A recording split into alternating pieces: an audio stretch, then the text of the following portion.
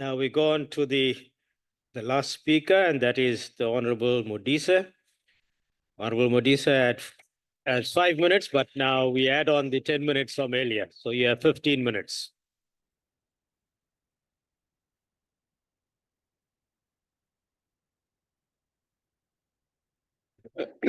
Deputy Chair, I had personally hoped that this sensitive topic will be debated to the benefit of South Africans, as opposed to scoring cheap political points. I listened with keen interest on all honorable members, and it was extremely unfortunate that debate were along party line. It was very disappointing to hear accusations and allegations about import this, import that, when the discussion or the debate was about localization of the industry. Once again, an opportunity missed in assuring South Africans that we are here for them. Next time, Member Badenhorst, DA needs to look at the debate topic before they come here. MKP, you subjected us to election manifesto. MK hey, will do this, MK will do that, instead of debating the importance of opening closed firms and localize the clothes and textile industry. EFF, what a disappointment. It was a cumbersome process, having to be subjected to people singing praises of their demigod and not debating for the beneficiation of the people of South Africa. Don't use parliament and don't use people of South Africa to declare your undying love to your so-called CIC or president, to a dying organization. You come here, you stand here, you use people of South Africa, you use parliament time to declare your love to your CIC or your president, to a dying organization. Deputy Chair, the disrespect,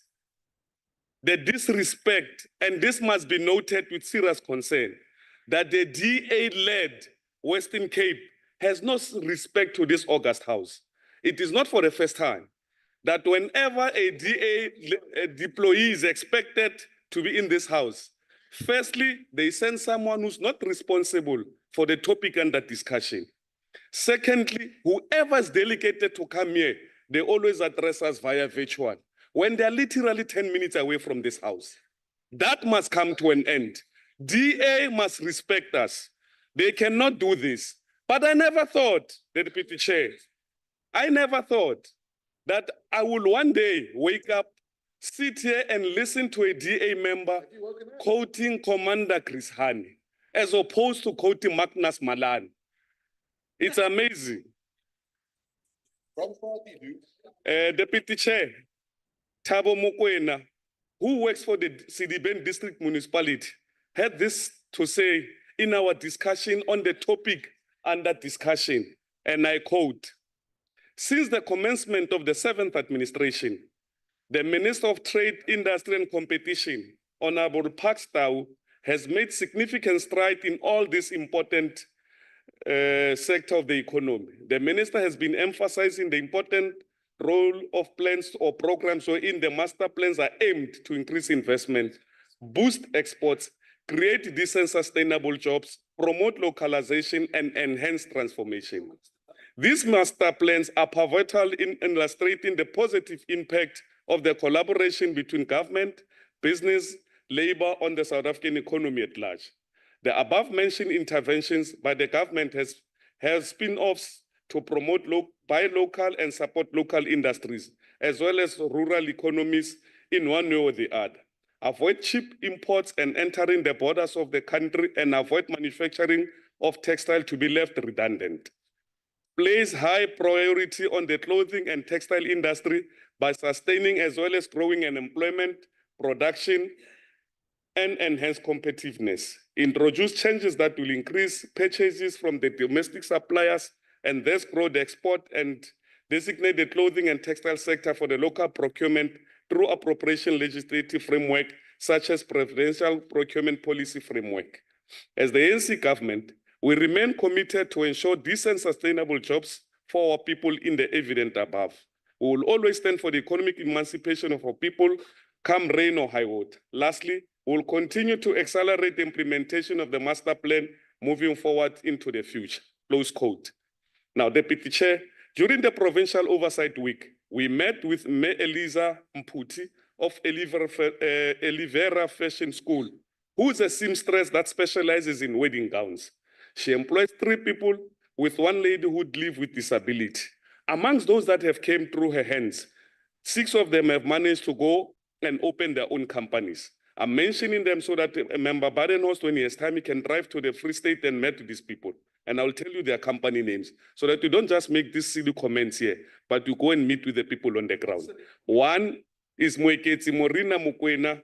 Her company is Morris Trading and Services. She employs 3 people. 2, Nomakaleshe Maziboko. Her company is Kale Ananda Design. She employs 2 people. 3, Mamkwanazi Selina. Her company is called Maria Clothing. She employs 3 people. 4, Mamuhau Anna Mukwena. Company The Dawn Creation. She employs 1 person. 5, Amir van der Walt. Company Ami Kocho. Employs 1 person. And the last one is Bennett Maziboko. Her company is Bennett Clothing, and he employs 1 person. In total, these 7 people have managed to employ 14 people in their township. As Member Mabilo has indicated, this 14 you multiply by 5 at the minimum, and you'll get the answer. This is a classical example on how to revitalize clothing and textile industries to unlock the economic potential of the township and rural economies, to create jobs, reduce inequalities, and employ local communities, and not manifesto, election manifesto here. As I close, Chair, I understand it's a mandate, but it must be aligned to the debate. It must be aligned to the debate. In closing, Chair, Mr. K-Ci Jojo, who originates from Botshabelo in the Mangaung Metro in the Free State Province, narrates the story of how Botshabelo Township was thriving through during the days when the clothing and textile firms were in full swing in his community, and that crime was relatively low. But today, since the closure of those firms, drugs, gender-based violence, and crime is out of control. He asked this parliament that instead of squabbling and being petty, we should ensure that government consider reopening those firms. Honorable members, let's heed the plea of Mr. K-Ci Jojo and not declare your unlove or your love for the CIC. Let's heed the plea of Mr. K-Ci Jojo and make a difference in the lives of our people, especially the life of the people of Kwakwa, where they have about 10 or so firms that have been closed, and make a difference in the lives of the people of Botshabelo, where the companies and the firms have been closed. Modise, could you just hold on for a moment? Thank you so much. I want to find out from the speaker, why are you so bothered that we love Julius Malema? Why No. Why That's, you've mentioned his name 5 times in your debate today. Can you Speak please about take a Ramaphosa, take your a seat, president. honorable Don't be member. jealous of your peers because they are loved in society Honorable or the member, you're out of country. order. Please take Speak a about seat. yourself and your president. Please Speak take about a the seat. 20% you lost in elections, not our 1%. Speak about your dying Honorable organization. member, you're out of order. Continue, Honorable Modise. No, You're protected. it's expected, Chair. We're not surprised. There's no sense of accountability from the Red Berets. When we stood here and we told them that very soon things are going to happen in the EFF, they thought that we were imagining things. Not 2 or 3 weeks later, the biggest pickpocketer left. Chairperson, are you going to survive beyond Zuma? The biggest Then you pickpocketer will left. collapse. Huh? And after I have left, No, is that a clothing? Is that a clothing issue? can I speak, Chair? You're protected, Honorable. Can I continue? Continue, please. Thank you Honorable so Modise. much, Chair. I know the Zulu will say we Hlabes Kokosini, it's fine.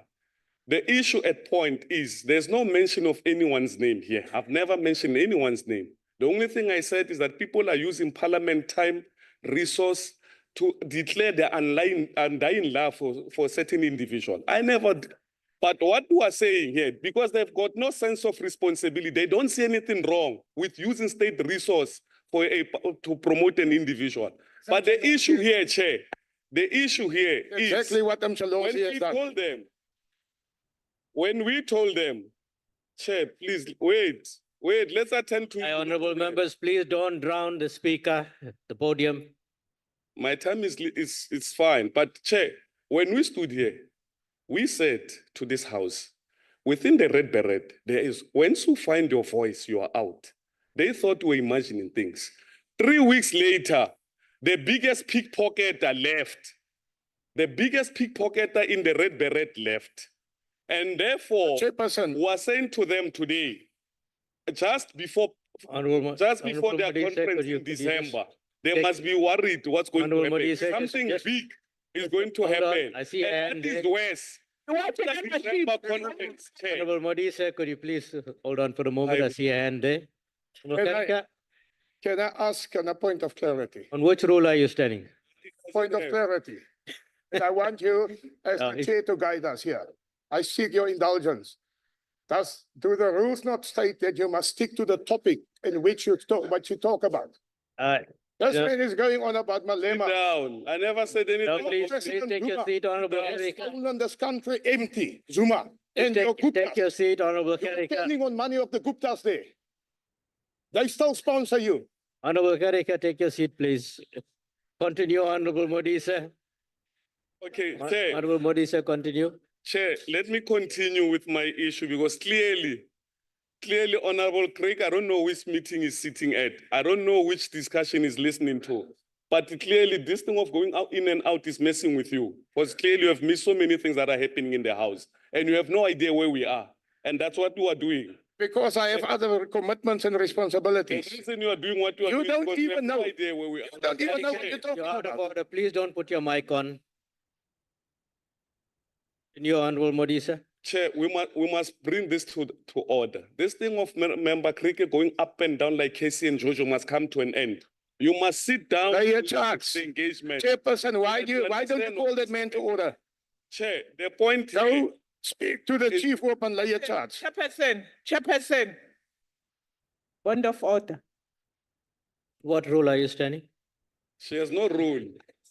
I'm standing on the insult. No, Who's please. the member of K-Ci and Jojo? No, in this please, house? please take your seat. Please take your seat. If you don't know what rule you're standing on, K-Ci and Jojo, can you protect all of us? Because they also allow You- people to violate the rules. you are protected. Please take- Protect please the take your members in seat. the house. I live on that party in Oslobala.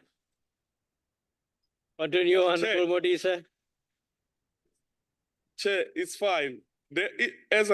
Because I was concluding until member Chirwa decided to start the whole commotion. And it's in her nature, by the way, to start commotions. But the conclusion was that Mr. Khosi Setloho asks this house, all of us seated here, to consider the closed firms in Kwakwa, to consider, you see.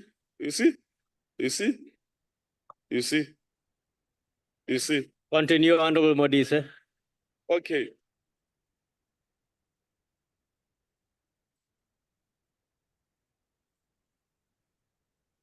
Okay. Member Suis, Mr. Setlo is asking you that you consider lobbying government to reopen the firms in Botshabelo, his hometown, where the textile and clothing industry was thriving and people were employed. And the good thing about it is that they could walk to and back home. Not this thing of coming here and declaring your love, which is not necessary. I thank you, Chair.